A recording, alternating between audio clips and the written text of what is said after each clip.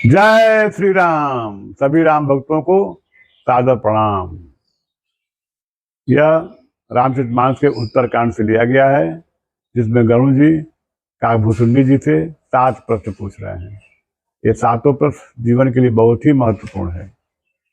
गरुड़ जी कह रहे हैं, पुनित स प्रेम बोले खगराऊ, जाओ कृपालु मोहि ऊपर भाऊ, नाथ मोहि निज सेवक जानी, सप्त प्रश्न मम कहूँ बखानी। गरुड़ जी कह रहे हैं कि हे काकभूषुंडी जी, अगर आपके ऊपर मेरे ऊपर आपकी कृपा है तो अपना सेवक जान करके मेरे 7 प्रश्नों का व्याख्यान करिए।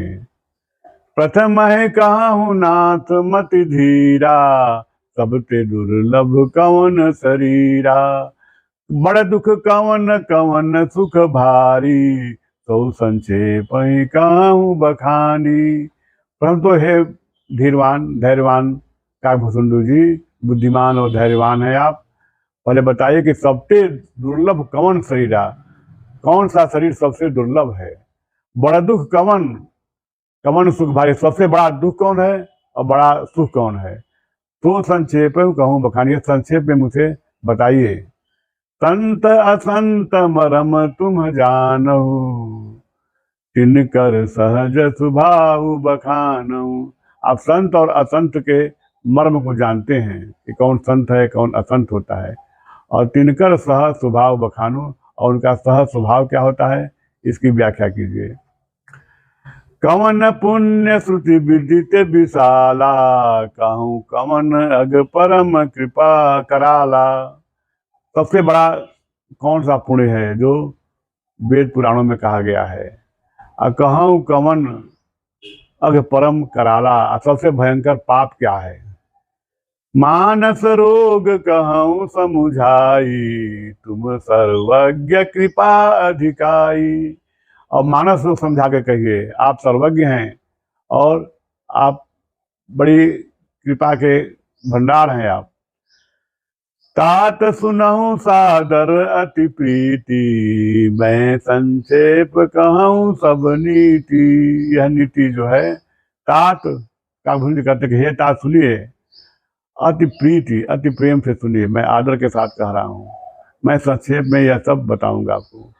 नरतम सम नहीं कवन देहु, जीव चराचर जाचत तेहि।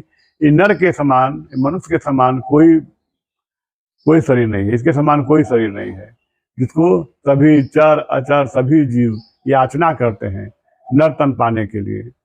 नरक स्वर्ग अपवर्ग निसेनी, ज्ञान विराग भगति शुभ देनी। यह नरक स्वर्ग और मोक्ष का सीढ़ी है। इसी शरीर के द्वारा आप नरक में जा सकते हैं, स्वर्ग में जा सकते हैं और मोक्ष को प्राप्त कर सकते हैं। ज्ञान विराग भगति शुभ देनी, यह ज्ञान वैराग्य और भक्ति को देने वाली है।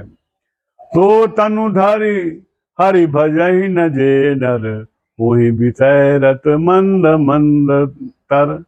जो यह तन पा करके जो भगवान का भजन नहीं करता है और विषयों में धीरे धीरे गिरता जाता है, विषयों में लीन रहता है, कांच किरिच बदले में ले ही, और कांच और किरिच ये सब बदले में लेता है, और करते डारी परसमन ते ही, और वह हाथ में परसमणि लिया हुआ है उसको छोड़ दे रहा है।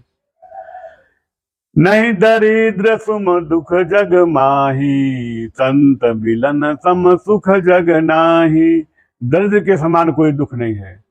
दरिद्र उसे नहीं कहते हैं जो धन से हीन है, दरिद्र उसे कहते हैं जो धन की अभिलाषा करता है, हमेशा असंतुष्ट रहता है, सब कुछ पाकर भी हमेशा असंतुष्ट रहता है, ऐसे व्यक्ति दरिद्र होते हैं। और संत से मिलने के समान कोई बड़ा सुख नहीं है। पर उपकार बचन मन काया, संत सहज स्वभाव खगराया। हे गरुड़ जी, पर उपकार बचन मन काया, वचन से मन से और शरीर से दूसरे के हित में जो लगा रहता है, वही संत का सहज स्वभाव है। संत का सहज स्वभाव होता है, हमेशा वो दूसरों के कल्याण में लगा रहता है, कभी किसी का अहित नहीं चाहता है। संत साई दुख पर हित लागी, पर दुख हेतु असंत भागी।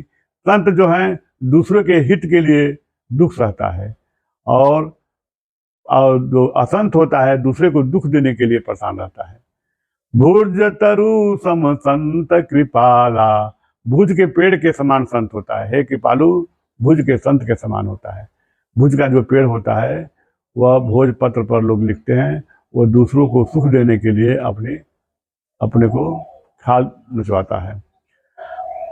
परहित सही विपत्ति विशाला, और दूसरे के हित के लिए वह दुख सहता है।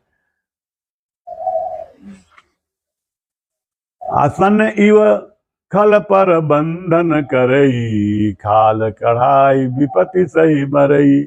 और सन की तरह एक पौधा होता है जिससे रस्सी बनती है, वह दूसरे को बंधन में डालने के लिए जो असंत होता है अपनी खाल कढ़ा करके, खाल नोचवा करके और तमाम विपत्ति सहता है, लेकिन वह दूसरे के दुख के लिए अपने कष्ट सहता है। ऐसे दुष्ट होते हैं।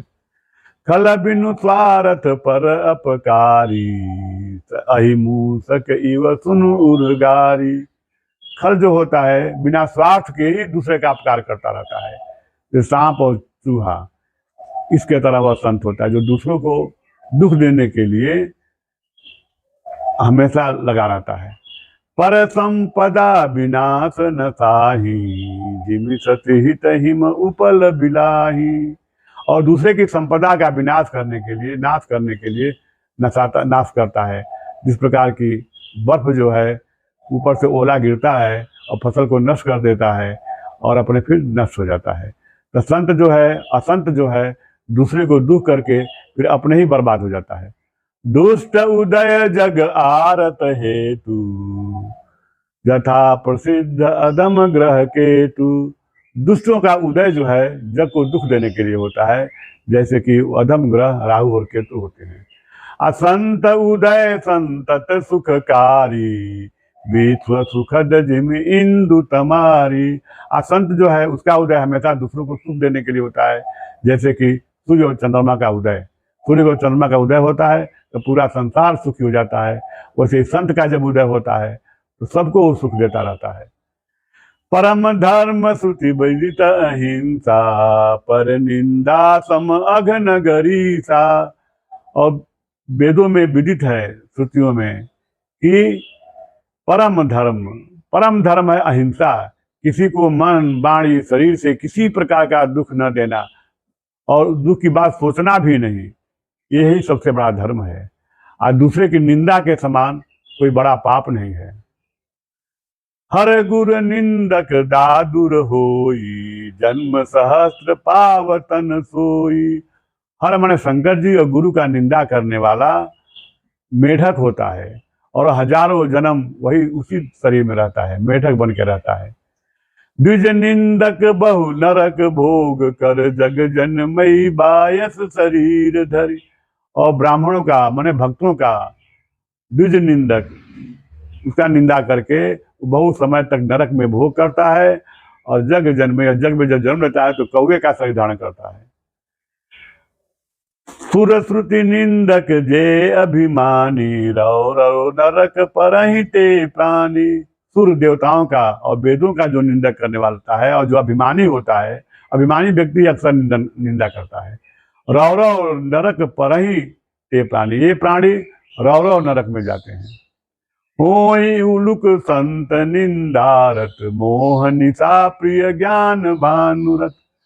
और जो संतों की निंदा करता है वो उल्लू होता है। मोह निशा प्रिय ज्ञान, वो मोह रूपी रात्रि में उसको प्रिय होती है। ज्ञान भानुगत, उसके लिए ज्ञान रूपी सूर्य जो है छिप गया है, वो केवल मोह रूपी रात्रि में सोता रहता है। आ सबके निंदा जे जड़ करही, ते चमगादड़ होई अवतरही। जो सबके निंदा करता रहता है वह मूर्ख चमगादड़ होकर के शरीर धारण करता है। ते चमगादड़ होई अवतरही, वो चमगादड़ का शरीर धारण करता है।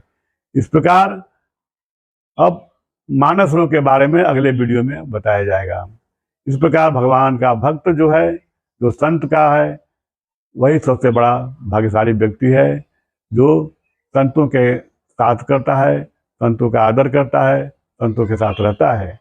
इसलिए यह भगवान गरुड़ जी के पूछे गए 6 प्रश्नों का उत्तर है और 7वां प्रश्न मानस रोग अगले वीडियो में बताया जाएगा।